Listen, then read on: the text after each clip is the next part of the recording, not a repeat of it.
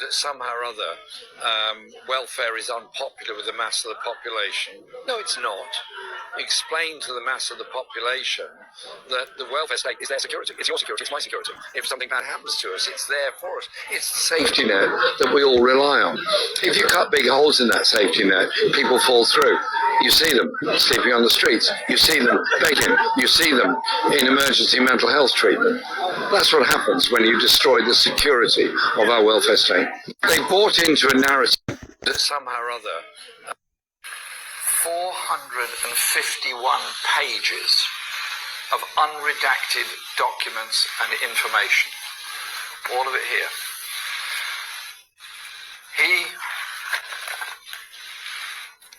His government released this.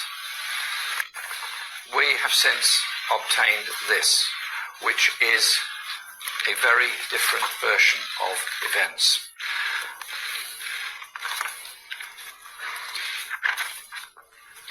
Perhaps he'd like to explain why these documents confirm the US is demanding the NHS is on the table in the trade talks. These uncensored documents leave Boris Johnson's denials in absolute tatters. Voters need to ask themselves some very serious questions. Is the NHS safe in Boris Johnson's hands? We've now got evidence that under Boris Johnson, the NHS is on the table and will be up for sale. He tried to cover it up in his secret agenda, but today it's been exposed.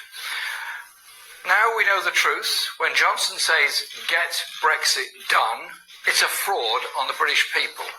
This is the reality. Years of bogged down negotiations and our NHS is up for sale. This election is now a fight for the survival of our National Health Service. 451 pages.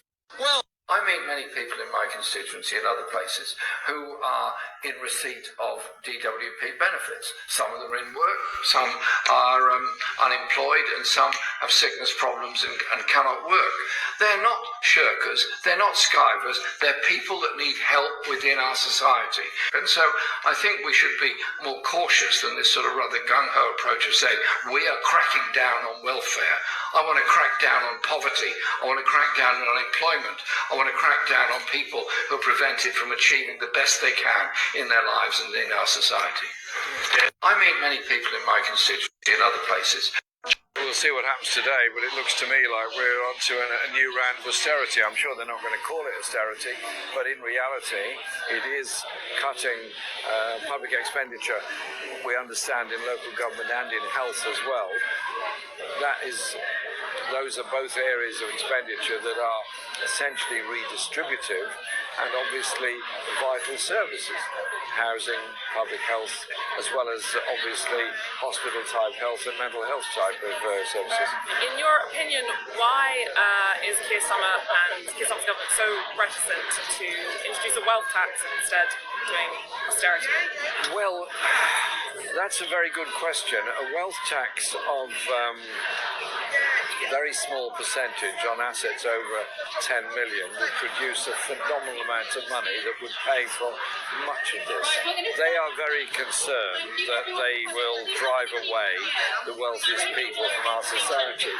I just say back to them, I want to live in a world where people actually have access to the services they need and have the security of knowing those services will be there. You cannot achieve that if you then perpetuate the grotesque levels of inequality in our society. So it's about the kind of world you want to live in. I don't know what motivates them in pursuing these wholly wrong economic directions. We'll see what happens today, but it looks to me like we're on to an... They bought it. Jeremy, one of the things inside... He makes jam. Jeremy Corbyn is doing... She has already... Jeremy Corbyn is doing the absolute right thing. I think the Labour strategy... It's disappointing that the Prime Minister's statement didn't include any reference to United Nations or a pathway to end the dreadful conflicts in Ukraine, in Gaza, in Sudan or Democratic Republic of Congo. Clearly his statement will have a massive effect on the poorest people in the poorest countries in the world through a cut in overseas aid budgets. But what effect will it have on the poorest people in this country? For example, over the two-child benefit cap, for example, the housing crisis that so many face. He says there's tough decisions coming up. What's going to be the effect on the poorest people in this country of the increase in defence spending? Prime Minister. Well, he says I didn't mention the UN. The UN Charter is at the heart of this, because Russia's in breach of it.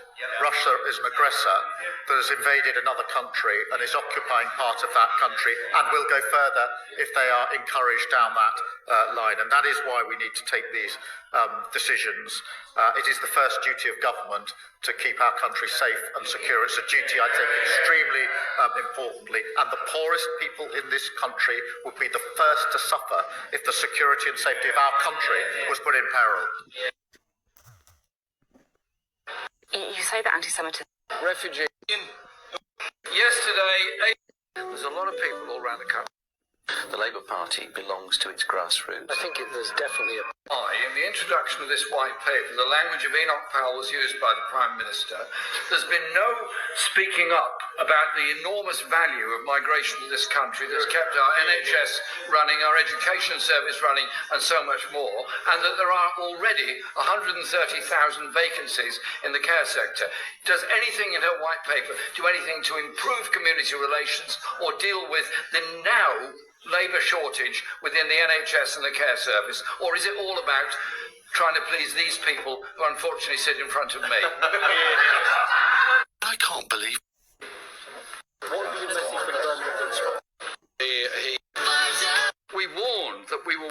In the past year, 100,000 tonnes of bombs have been dropped on Gaza, the equivalent of 5 times of the power of the nuclear weapons used over Hiroshima and Nagasaki 80 years ago.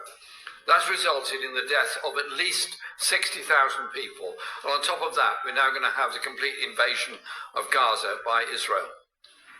At what point will the government actually cease all arms supplies and military cooperation with Israel, cease the use of RAF Akrotiri, and above all, stop the export of any parts for F-35 jets, which have been complicit in the killing of 60,000 people in Gaza?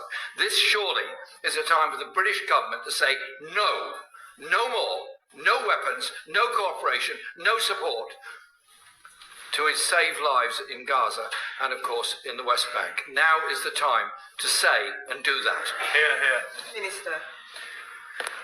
Madam Deputy Speaker, I've set out the position in relation to the carve-out for F-35 components. Just to be clear to the House, we have suspended the sale of F-35 parts where they go directly to Israel. It is only in a position where we do not know their final destination that they are not suspended.